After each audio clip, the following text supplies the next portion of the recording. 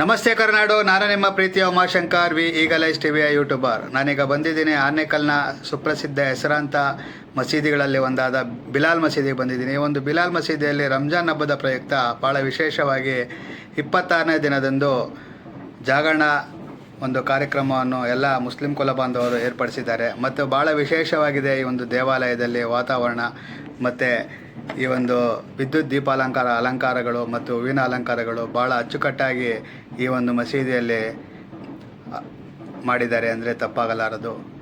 ಭಾಳ ಖುಷಿಯಾಗುತ್ತೆ ಈ ಒಂದು ದೇವಾಲಯಕ್ಕೆ. ಫಸ್ಟ್ ಟೈಮ್ ಬಂದಿದ್ದು ಕೂಡ ನನ್ನೆಲ್ಲ ಆತ್ಮೀಯ ಸ್ನೇಹಿತರು ಕೆಲವರಿದ್ದರು, ಅವರೆಲ್ಲ ಭಾಳ ಖುಷಿಯಿಂದ ನನ್ನನ್ನು ಬರಮಾಡಿಕೊಂಡ್ರು.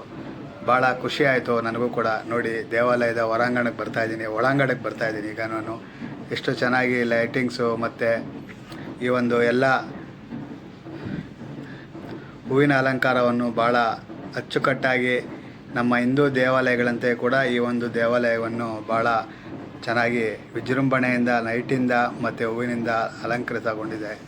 ಮತ್ತು ಹಾಗೆ ನೋಡಿ, ಕೈಕಾಲು ಮುಖ ತೊಳ್ಕೊಂಡು ಬರುವಂತಹ ಎಲ್ಲ ಈ ಒಂದು ಭಕ್ತಾದಿಗಳು ಒಳಗಡೆ ಬಂದು ನಮಾಜ್ ಮಾಡೋಕ್ಕೆ ಎಲ್ಲ ಕೈಕಾಲು ಮುಖ ತೊಳ್ಕೊಂಡು ಒಳಗಡೆ ಬರಬೇಕು. ಭಾಳ ನೀಟಾಗಿ ನೋಡಿ, ಬರೋರು ಬರ್ತಾನೆ ಇದ್ದಾರೆ. ಇನ್ನು ಭಾಳಷ್ಟು ಖುಷಿ ಆಯಿತು ನನಗೂ ಕೂಡ. ಫಸ್ಟ್ ಟೈಮ್ ಹೋಗಿದ್ದು ಈ ಒಂದು ಮಸೀದಿಗೆ. ನನ್ನ ಅನುಭವದ ಮಾತುಗಳನ್ನು ಕೂಡ ಈ ಒಂದು ನನ್ನ ಯೂಟ್ಯೂಬ್ ಚಾನಲ್ ಹೇಳ್ತಾ ಇದ್ದೀನಿ. ಮತ್ತು ಇನ್ನೂ ಯಾರು ನಾನು ಯೂಟ್ಯೂಬ್ ಚಾನಲ್ ಸಬ್ಸ್ಕ್ರೈಬ್ ಇಲ್ಲ, ಬೇಗ ಸಬ್ಸ್ಕ್ರೈಬ್ ಆಗಿ.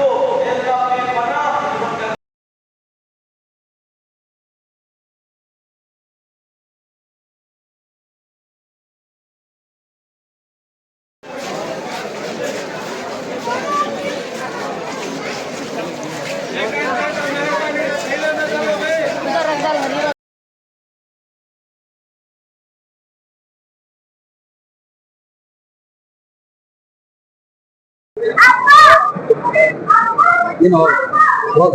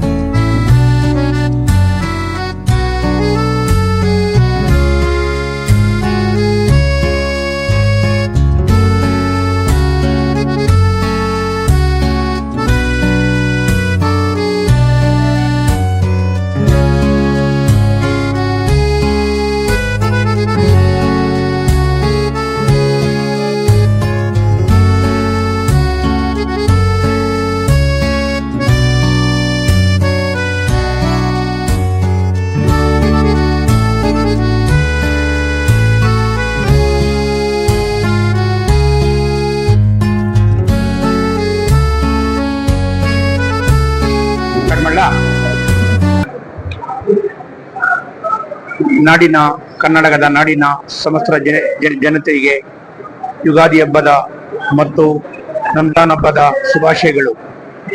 ಮತ್ತು ಇವತ್ತು ವಿಶೇಷ ಕಾರ್ಯಕ್ರಮ ಏನೆಂದ್ರೆ, ನಮ್ಮ 27ನೇ ಉಪವಾಸದ ಪ್ರಯುಕ್ತ ಎಲ್ಲ ಮಹನೀಯರು ಮುಸ್ಲಿಂ ಬಾಂಧವರು ಜಾಗರಣೆಯನ್ನು ಆಚರಣೆ ಮಾಡ್ತಾರೆ. ಜಾಗರಣೆಯಲ್ಲಿ ದೇವರ ಒಂದು ಪ್ರಾರ್ಥನೆಗೆ ಎಲ್ಲರೂ ದೇವರು ಪ್ರಾರ್ಥನೆ ಮಾಡಿ ಎಲ್ಲರೂ ದೇವರ ಅನುಗ್ರಹಕ್ಕೆ ಪಾತ್ರರಾಗಿರುತ್ತಾರೆ. ಬಿಲಾಲ್ ಮಸೀದಿಯಲ್ಲಿ ಎಲ್ಲರೂ ಪ್ರಾರ್ಥನೆ ಮಾಡಿ ಸಿಹಿ ತಿಂಡಿಯನ್ನು ಹಂಚಿ ಎಲ್ಲರೂ ಊಟದ ವ್ಯವಸ್ಥೆ, ಮಧ್ಯರಾತ್ರಿ ಎಲ್ಲ ಜಾಗರಣೆ ಇದ್ದು ಊಟದ ವ್ಯವಸ್ಥೆ ಇದ್ದು ಎಲ್ಲರೂ ಉಪವಾಸ ಸತ್ಯಾಗ್ರಹಣ ಮಾಡಿ ಆ ದೇವರ ಕೃಪೆಗೆ ಪಾತ್ರರಾಗಿರುತ್ತಾರೆ.